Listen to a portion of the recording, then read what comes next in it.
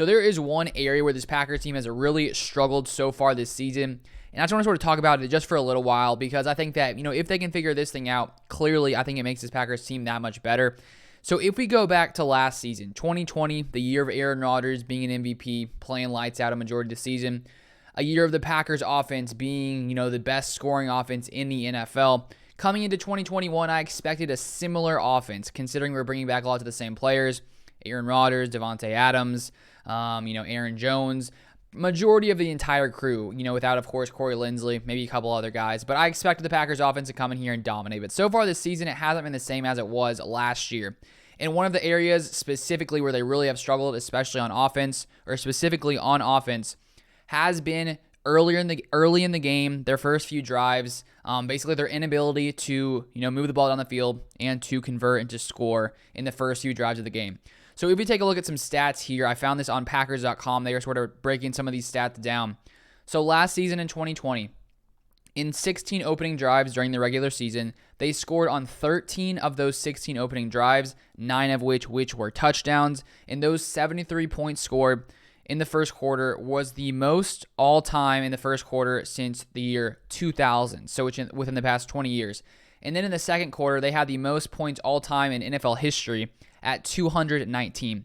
So now coming into 2021, I expected probably not that level of success just because it's hard to replicate, all-time numbers like that. So maybe the Packers were, potentially going to regress a little bit, but this season it just hasn't been great at all. Right now, the Packers in 2021 have scored on 3 of 11 opening drives this season with only 2 touchdowns so far. If we take a look here at this quote right here from Packers.com, they basically have the exact stats.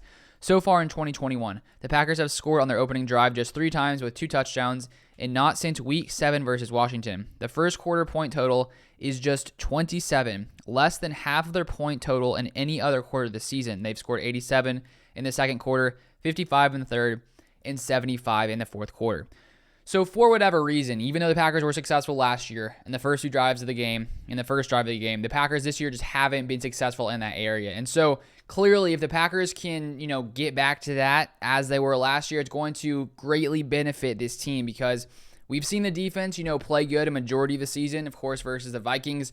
Justin Jefferson, burned us a lot. Kirk Cousins, Adam Thielen, they really picked this Packers secondary apart. So hopefully we can get all that figured out. And if we can get that figured out and the Packers offense can come in here and figure out how to score points in the beginning of the game, as they, did pretty easily last year, I think this Packers team obviously is that much more dangerous. And hopefully, after that Vikings game, the Packers can build off of that offensive success. At the end there, the first half versus the Vikings coming to the second half, the Packers offense, they were just playing lights out. It was probably Aaron Rodgers' best game of the season.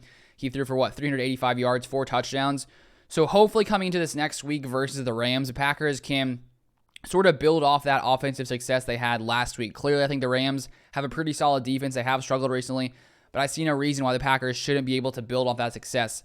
The only issue is, of course, we just lost Elgton Jenkins at left tackle to that ACL injury, so we'll see if, Josh Nijman over there is able to hold up at left tackle. But that is going to be it for this one. Thank you guys so much for watching, as always. Follow me on Twitter at Luke_Beller, and if you guys haven't subscribed, you want to see more Packers content, feel free to subscribe to the channel down below. But thank you guys so much for watching. I'll see you guys next time.